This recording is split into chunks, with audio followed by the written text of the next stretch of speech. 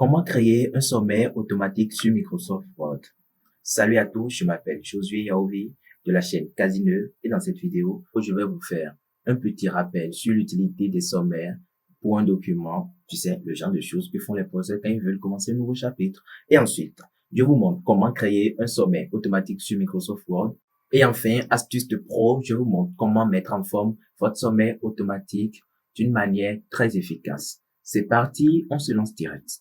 Surprise, si vous êtes toujours là, c'est que vous avez compris qu'un sommaire représente une partie très importante d'un document. En effet, cette dernière donne un aperçu général du contenu du document, mais également, il facilite la navigation, voilà, aussi bien que pour le rédacteur, donc pour l'auteur du document, mais également pour les utilisateurs, donc pour les lecteurs, etc. Voilà pourquoi nous allons créer un sommaire pour notre document ici présent.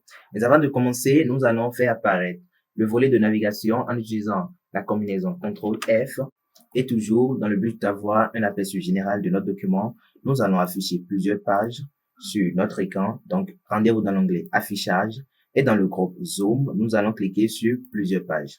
En effet, nous avons deux pages qui s'affichent automatiquement. Alors, pour que ça marche, les sommaires automatiques, vous devez avoir utilisé les styles de Microsoft Word pour la mise en forme de vos titres. Alors, je vais donc commencer par mettre en forme mes différents titres. Alors, je me rends donc dans l'onglet Accueil et dans le groupe Style, je vais devoir appliquer un style à chaque titre. Mais avant, je vous conseille de choisir une liste à plusieurs niveaux. Alors, je vais donc dans l'onglet Accueil toujours et dans le groupe Paragraphe, je sélectionne liste à plusieurs niveaux et je sélectionne une liste qui prend en compte les chapitres. Voilà. Alors, je choisis donc la liste, cette liste, pardon.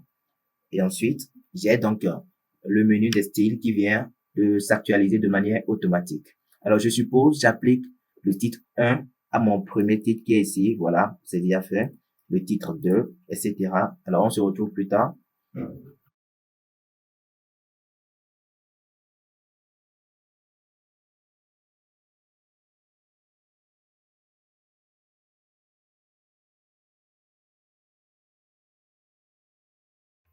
Voilà, j'ai donc les différents titres de mon document qui sont mis en forme avec succès. Je peux donc procéder à la création du sommaire.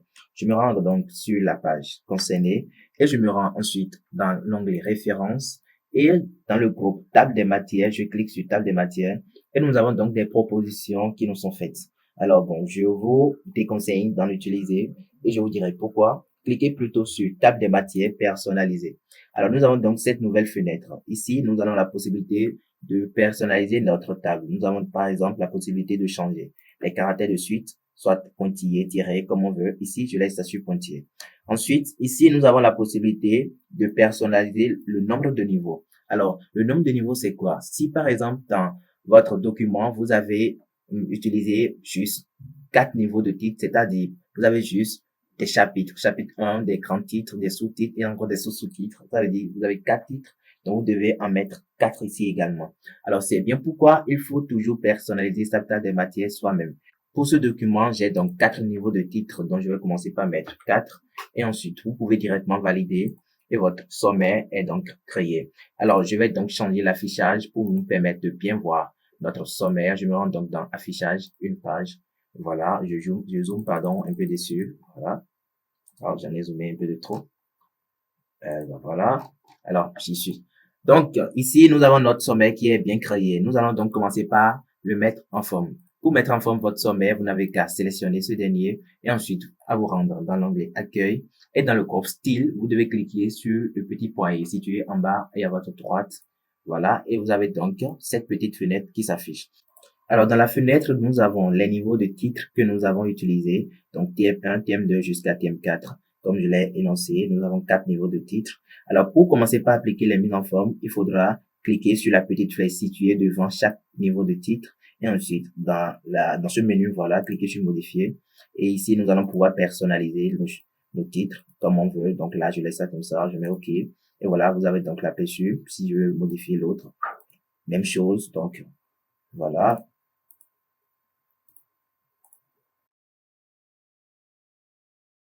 Voilà, vous savez maintenant tout sur la création et la mise en forme des sommets sur Microsoft Word. Ce sera donc tout pour cette vidéo. Si vous désirez en savoir plus sur la création et la mise en forme des sommets, sur l'utilisation des styles, alors j'ai déjà fait des vidéos dont j'ai mis les liens dans la description. Vous n'avez qu'à cliquer dessus pour vous ressourcer. On se retrouve donc sur la prochaine vidéo. Ciao.